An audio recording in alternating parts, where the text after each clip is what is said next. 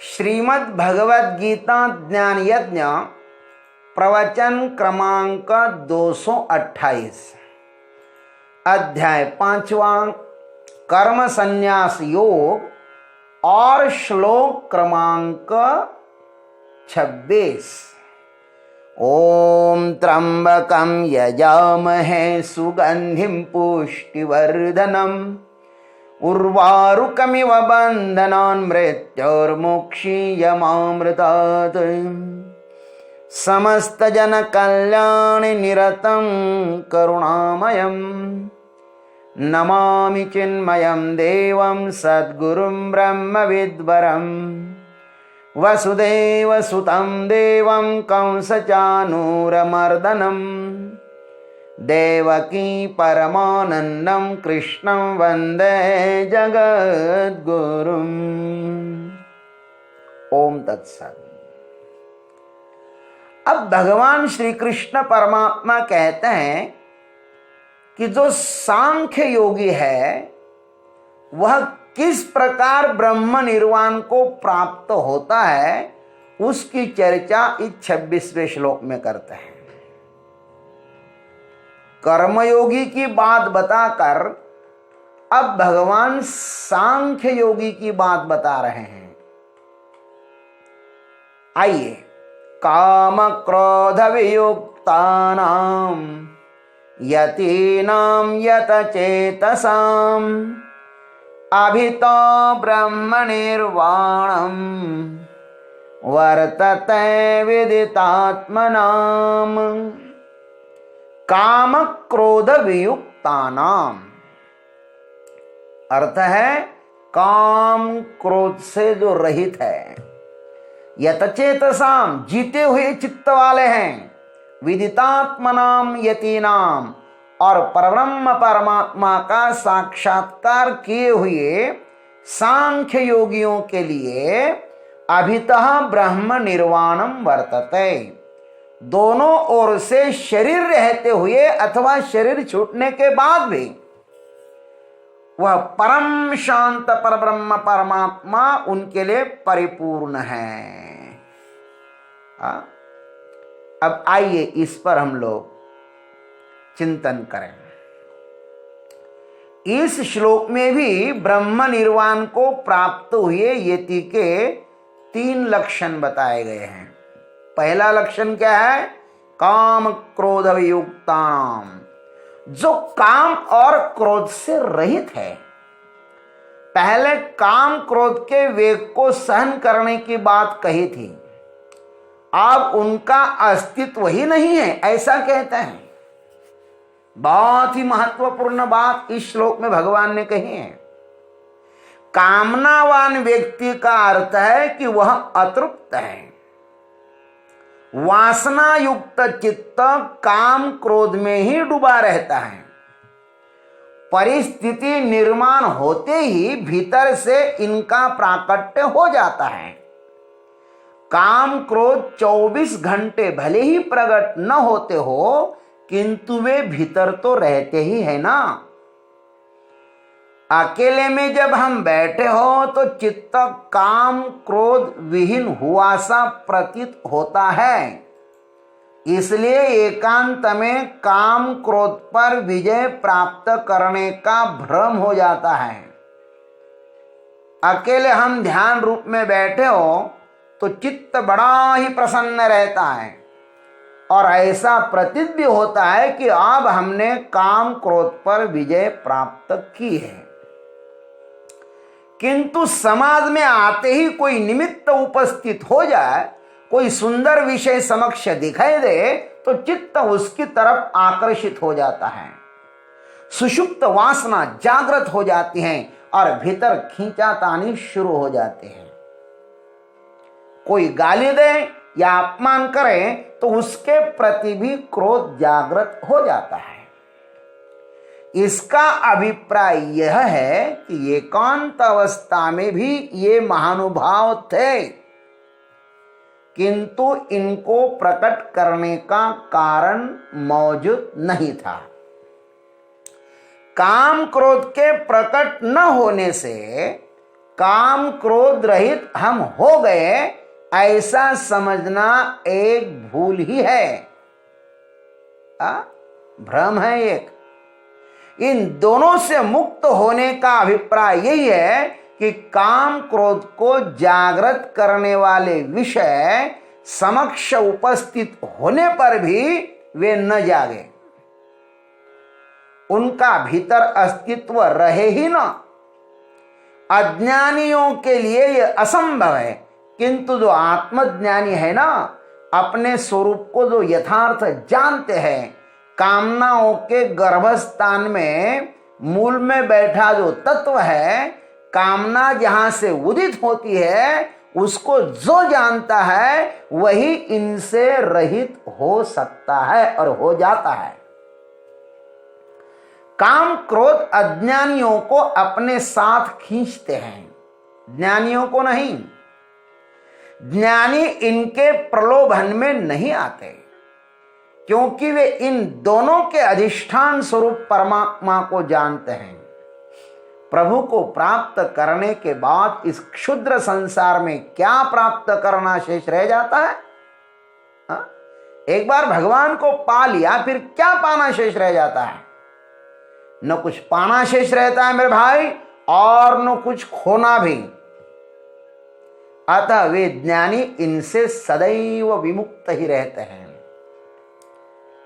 दूसरी बात बताएं, यत चेतसाम, जिनका चित्त अपने वश में है, वासना युक्त अंतःकरण में काम क्रोध के भंवर उठते रहते हैं। भीतर वासना हो तो चित्त में काम क्रोध की ज्वालाएं भड़कती रहती हैं और रहेगी भी। तब चित्त को शांत करने के सब उपाय व्यर्थ है। चित्त जितना अधिक बाहर विषयों में दौड़ता रहेगा, उतना ही वह विक्षिप्त ही होगा। जितनी अधिक विषयासक्ति, उतनी ही अधिक अशांति भीतर होती है। आज समाज में अधिक विक्षिप्तता दृष्टिगोचर हमें होती है। समाज अधिक अशांत हो रहा है, उसका एकमात्र कारण यह है कि वासनाएं ज्यादा बढ़ रही हैं। दूसरों को मिला है, मुझे क्यों नहीं? लोग अनधिकार चेष्टा ही अधिक कर रहे हैं, इसलिए अशांति है। वासना आदमी को दौड़ा रही है, हर क्षेत्र में स्पर्धा हो रही है। आज बच्चे भी, युवा भी और बूढ़े भी अधिकतर विक्षिप्त ही दिखाई देते हैं। बच्चे भी शिखर पर ही रहना चाहते हैं, मैं 100% गुणों से ही उत्तीर्ण हो जाऊं, नीचे कोई आना ही नहीं चाहता। वासना जितनी अधिक प्रबल होगी, चित्त उतना ही विक्षिप्त होगा। जिस साधक ने अपने चित्त को अंतरात्मा में प्रविष्ट कराया है, वही चित्त को जीत लेता है। अपने पास बैठने से चित्त अपने अधीन होगा और विषयों के पास बैठने से पराधीन होगा। अब भगवान कहते हैं कि विदितात्मनाम यतीनाम, जिन सन्यासियों ने आत्म साक्षात्कार किया हुआ है, जिन्होंने साधना के द्वारा अपने अंतस्थ प्रभु का साक्षात्कार किया है, अपने में ही ठहरे हुए हैं, जो साधक प्रभु को प्राप्त करने के लिए सर्वप्रथम यत्न तो करने ही पड़ते हैं। बिना यत्न से क्या होगा? बिना प्रयत्न से क्या होगा? जमीन के नीचे पानी है, उसे प्राप्त करना हो तो मिट्टी के परतों को हटाने का श्रम तो करना ही होगा ना। श्रम करने का नाम ही तो पुरुषार्थ है। पुरुषार्थ ऊर्ध्व यात्रा है और पुरुषार्थहीनता अधोगामी यात्रा है, पतन है। अधोगामी पतन कहो उसको, यात्रा कहने से कोई मतलब नहीं। प्रभु को जानने के लिए प्रयत्न अवश्य करने पड़ते हैं, किंतु वह उनकी कृपा से ही जाना जाएगा, यह भी उतना ही सत्य है। पुरुषार्थ हम अपनी शुद्धि के लिए करते हैं, मिट्टी को हटाने के लिए प्रयत्न है, पानी को प्राप्त करने के लिए नहीं। पानी तो सदैव प्राप्त ही है। वह प्राप्त न हो तो कितनी ही मिट्टी हटाओ पानी नहीं मिलेगा। परमात्मा भीतर मौजूद है, उसको प्राप्त करने के लिए प्रयत्न नहीं है। जिन कुसंस्कारों के कारण वह ढका है उनको हटाने के लिए ही पुरुषार्थ है। संसार प्राप्ति के लिए नीचे गिरने के लिए पुरुषार्थ नहीं करना पड़ता। ऊपर चढ़ना छोड़ दो, इंद्रिया अपने आप नीचे गिरा देगी। नीचे गिरने के संस्कारों से अंतःकरण भरपूर भरा हुआ है। वह पशु से भी नीचे गिर सकता है, मनुष्य पशु से भी नीचे गिर सकता है और देवताओं के भी ऊपर उठ सकता है। यही तो भगवान ने मनुष्य को स्वातंत्र्य दिया है, जो अन्य किसी भी जीव को नहीं दिया, देवताओं को भी नहीं दिया। पशुओं को और देवताओं को मुक्त होने का कोई उपाय ही नहीं है। वे दोनों भोग योनियां हैं। वे प्रयत्न भी करें तो ऊपर नहीं उठ सकते। वह अधिकार उनको नहीं दिया परमात्मा ने, और वे नीचे भी नहीं गिर सकते अपनी स्थिति से। बस वो भोग योनियां है। जितना मिला है उतना भोगो, जब तक मिला है तब तक ही भोगो।